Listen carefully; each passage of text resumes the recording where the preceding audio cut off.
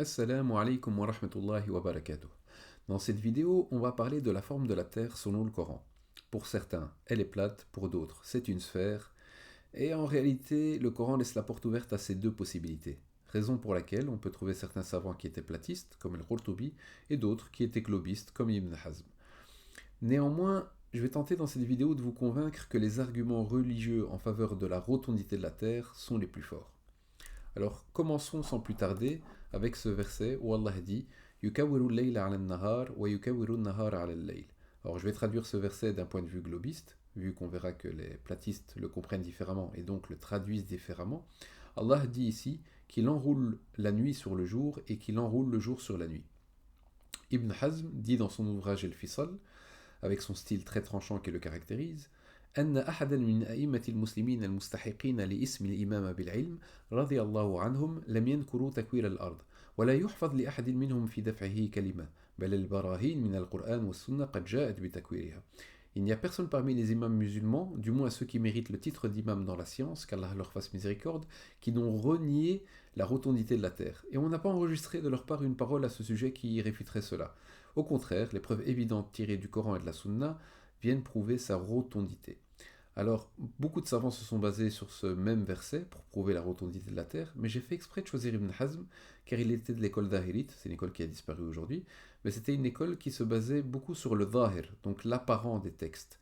C'est une école très littéraliste. Donc on ne peut pas accuser les globistes de tordre les versets, de faire des interprétations tirées par les cheveux pour prouver que la Terre est une sphère. Non, non, ici on a un savant très littéraliste qui, pour lui, ce verset indique clairement que la Terre est une sphère. Alors, du côté des platistes, comment on comprend ce verset? Eux, ils interprètent ce verset à la lumière d'un autre verset très similaire, où Allah dit Yulijul layla fin nahar wa yulijul nahara fil layl. Donc ici, le verbe n'est plus le même, c'est l'ilège, et l'ilège dans la langue arabe, c'est l'itral, le fait de faire rentrer une chose sur une autre. Donc, pour eux, ils traduisent ce verset ainsi Allah fait rentrer la nuit sur le jour et il fait rentrer le jour sur la nuit. Alors, comme vous pouvez le voir, quand même, l'argumentation des platistes a de quoi se défendre. Car après tout, c'est une méthodologie très saine. Il n'y a pas meilleur tafsir du Coran que le Coran par le Coran. On interprète un verset à la lumière d'un autre verset très similaire. Quelle est la réponse des globistes? Les globistes, pour eux, il n'y a aucun souci. Eux aussi, ils interprètent le Coran à la lumière d'autres versets dans le Coran. Mais il faut prendre beaucoup de précautions avant de dire qu'il y a un synonyme dans le Coran.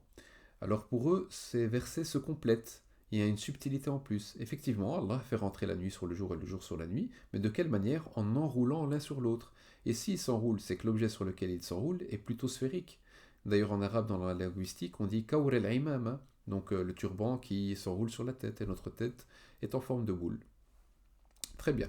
Passons maintenant à présent à tous ces versets, j'en ai sélectionné que quelques-uns, où Allah dit qu'il a étendu la terre, nivelé, aplati, aplani, choisissez le verbe que vous préférez. Ici, je vais citer que quelques versets. Le premier, ça serait وَالْأَرْضَ فَرَشْنَاهَا فَنِعْمَ الْمَاهِدُونَ. Et la terre, nous l'avons étendue, et de quelle excellente façon nous l'avons nivelée. On a aussi le verset وَالْأَرْضَ مَدَدْنَاهَا وَأَلْقَيْنَا فِيهَا رَوَاسِيَ. Et quant à la terre, nous l'avons étendue. Et je termine avec ce verset وَالْأَرْضَ بَعْدَ ذَلِكَ دَحَاهَا. Et quant à la terre, après cela, il l'a étendue. Alors je fais une petite parenthèse sur ce dernier verset. Effectivement, quand on retourne au tafassir, le sens le plus connu c'est basataha, ça veut dire qu'il l'a étendu. Mais il y a une seconde explication qui veut dire qu'Allah a rendu la terre habitable. La preuve étant qu'au verset suivant, Allah dit akhraja minha ma'aha wa mar'aha. Il en a fait sortir ses eaux et ses pâturages. Et on peut remarquer ici l'absence de waw. Allah n'a pas dit wa akhraja. Et l'absence de cette conjonction de coordination, qui est en français et, signifie qu'on parle toujours de la même chose. Donc ces deux versets sont intimement liés. Donc c'est comme si le verset akhraja minha ma'aha wa mar'aha vient expliquer le mot dahaha. D'ailleurs, vous pouvez remarquer qu'au verset encore suivant, Allah dit wal jibal. Donc on est passé à autre chose. Là, on parle des montagnes. Très bien. Alors, je rajoute encore autre chose, qui est que pour ceux qui ont vécu l'époque des miracles scientifiques du Coran, et dont tout le monde en parlait avec Zendani, etc., des fois il y avait beaucoup d'abus. Et ici on a un exemple d'abus. Il disait que Dahaha signifie l'œuf de l'autruche. Et l'œuf de l'autruche, c'est plutôt sphérique, donc c'est un miracle scientifique qui prouve que la Terre est une sphère. Mais en réalité, dans la langue arabe, Dahaha se rapproche de l'Udhiya. L'Udhiya ne signifie pas l'œuf de l'autruche, mais plutôt l'endroit où l'autruche va pondre ses œufs. Et cet endroit est aplani par l'autruche. Donc ce n'est pas un argument très solide en faveur de la rotondité de la Terre. Très bien. Tous ces versets, forcément, les platistes se basent dessus pour prouver que la Terre est plate. Par exemple, ici, Al-Qurtubi dit dans son tafsir, sur l'un de ces versets, il dit وَهُوَ يَرُدُّ عَلَى مَنْ زَعَمَ أَنَّهَا كَالْكُرَةِ. Et ces versets réfutent ceux qui prétendent que la Terre est un ballon. Alors, quelle est la réponse des globistes? Les globistes, ils disent, on n'a aucun souci avec ces versets, mais pour nous, ici, le mot al-ard ne désigne pas la terre entière, mais plutôt un bout de terrain, donc la terre à un niveau local, qu'on voit avec nos yeux. Et quelle est la preuve qu'Allah utilise parfois le mot al-ard dans le Coran pour désigner juste un bout de terrain et non la terre entière? Mais ici, on a deux versets où c'est le cas. Dans la sourate 17, Allah dit « Ils ont failli provoquer ta fuite hors du pays pour t'en expulser ». Or, dans les tafsirs, on va voir que ce pays, enfin al-ard dont il est question ici, fait référence à la Mecque ou à Médine. On a aussi dans Surat Yusuf, à deux reprises, et le mot al-ard est utilisé pour désigner les terres d'Égypte. Allah dit اجعلني على خزائن الأرض إني حفيظ عليم وكذلك مكنا ليوسف في الأرض يتبوأ منها حيث يشاء. Assigne-moi les dépôts du territoire, territoire al-ard, je suis bon gardien et connaisseur, ainsi nous avons affermi l'autorité de Youssouf dans ce territoire. Et ici il s'agit, comme je l'ai dit, des terres d'Égypte. Bon, très bien, mais quelle est la preuve que dans ces versets où Allah dit qu'il a étendu la terre, qu'Allah désigne ici juste un bout de terrain et non la terre entière? Très bien, on a prouvé juste avant que la terre, al-ard en arabe, pouvait désigner la terre entière et un bout de terrain. Mais quelle est la preuve que dans ces versets où Allah dit qu'il a étendu la terre, c'est bien d'un bout de terrain qu'il s'agit, donc de la terre qu'on voit sous nos yeux? On a deux preuves pour cela. Le premier, il est dans la sourate 50, où Allah dit أَفَلَمْ يَنْظُرُوا إِلَى السَّمَاءِ فَوْقَهُمْ كَيْفَ بَنَيْنَاهَا وَزَيَّنَّاهَا وَمَا لَهَا مِنْ فُرُوجٍ وَالْأَرْضَ مَدَدْنَاهَا. N'ont-ils donc pas observé le ciel au-dessus d'eux, comment nous l'avons bâti et embelli, et comment il est sans fissure, et la terre nous l'avons étendue? Et dans un autre verset, Allah dit أَفَلَا يَنْظُرُونَ إِلَى الْإِبِلِ كَيْفَ خُلِقَتْ وَإِلَى السَّمَاءِ كَيْفَ رُفِعَتْ وَإِلَى الْجِبَالِ كَيْفَ نُصِبَتْ وَإِلَى الْأَرْضِ كَيْفَ سُطِحَتْ. Ne considèrent-ils donc pas les chameaux, comment ils ont été créés, le ciel, comment il est élevé, et les montagnes, comment elles sont dressées, et la terre, comment elle est nivelée? Alors, qu'est-ce qui est spécial dans ces deux versets? Parce qu'après tout, les platistes, quand ils voient ces versets, ici, par exemple, dans Tafsir Jalalayn, on peut lire ظاهر في أن الأرض سطح وعليه علماء الشرع لا كرة كما قاله أهل الهيئة وإن لم ينقض ركنا من أركان الشرع. Donc l'apparent de ces textes, avec الأرض كيف سطحت, il dit, l'apparent de ces versets, c'est que la surface de la Terre est plate, et c'est la position adoptée par les savants religieux, et ce n'est pas un ballon, comme l'ont dit les astronomes, même si cette question-là ne défait pas un pilier parmi les piliers de la religion. Au fait, ici, ils sont passés à côté d'une nuance très importante, qui a été remarquée notamment par le Cheikh Tahir ibn Ashur, qui dit que ce qui est voulu dans ce verset, c'est pas la forme de la Terre, لأن ذلك لا تدركه المشاهدة, car cela ne peut pas être cerné, ne peut pas être connu, ce but ne peut pas être atteint en quelque sorte par la vue, el-mushahada. Effectivement, vous avez vu que dans les versets précédents, Allah appelle à la méditation, et pour pouvoir méditer, il faut pouvoir observer. Sauf qu'on ne peut pas observer la terre entière. Donc forcément, quand Allah utilise la terre dans ces versets-là, il parle juste de la terre à un niveau local, la terre qu'on observe sous nos yeux. Très bien. Maintenant, faisons un peu de géométrie avec le Cheikh Sha'rawi, qui disait que la seule forme géométrique possible qui respecterait ces versets, parce que finalement, quand Allah a dit « Wal ard madadnaha », ça veut dire que où que l'on soit sur cette terre, on va voir devant nous une étendue de terre.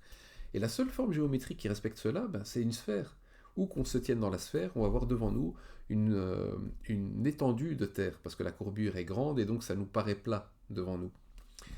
Et alors que si la Terre était un disque ou un carré, il y aurait un bord et on arriverait à ce fameux mur de glace que personne n'a jamais vu et il n'y aurait plus d'étendue de terre devant nous. Alors, pour être un peu précis, il y avait une possibilité aussi autre que la sphère, ce serait que la Terre soit un tore géant, mais je pense qu'on l'aurait remarqué si la Terre ressemblait à un donut. Alors, il y a un argument des platistes qui peut faire rire, mais on va quand même y répondre, qui est que si la Terre est sphérique, quelque part, si on trace une ligne droite lorsqu'on prend la Mecque comme Qibla, si on trace une ligne droite, nos prières vont dans l'espace, elles n'atteignent jamais la Kaaba. Alors, je ne vais pas m'étaler sur le sujet, vous pouvez aller trouver sur Internet des informations à ce sujet, mais en géométrie, donc on a ce qu'on appelle des géodésiques. c'est des droites courbées, parce que forcément sur une surface courbe, les droites sont courbées. Et un exemple de géodésique, c'est les longitudes sur la Terre. Très bien. Donc ce n'est pas un argument recevable. Alors, maintenant on va passer à l'argument fatal, celui qui pour moi clôt le débat, qui est le verset suivant dans la sourate 84, qui parle du jugement dernier, où Allah dit إِذَا السَّمَاءُ انشَقَّتْ وَأَذِنَتْ لِرَبِّهَا وَحُقَّتْ وَإِذَا الْأَرْضُ مُدَّتْ. Je traduis, quand le ciel se déchirera et obéira à son Seigneur et fera ce qu'il doit faire, et que la terre sera nivelée. Ici c'est au futur. Alors, si vous vous souvenez bien, on a plusieurs versets qui disent que la terre a été nivelée, étendue. Et ici on a un verset qui dit lorsque la terre sera nivelée. Alors comment on fait pour concilier cela? Parce qu'en apparence, ça ressemble à une contradiction. Ben, pour les globistes, il n'y a aucun souci. Ils disent que tous les versets qui disent que la terre a été étendue, ben là, Allah il parle juste d'un bout de terrain, de la terre à un point de vue local. Tandis que dans ce verset où Allah dit qu'il va niveler la terre, Allah parle, cette fois-ci, utilise l'ard dans son sens global, donc la terre entière. Donc au jour du jugement, la terre, qui est une sphère, deviendra quelque chose de plat, entièrement.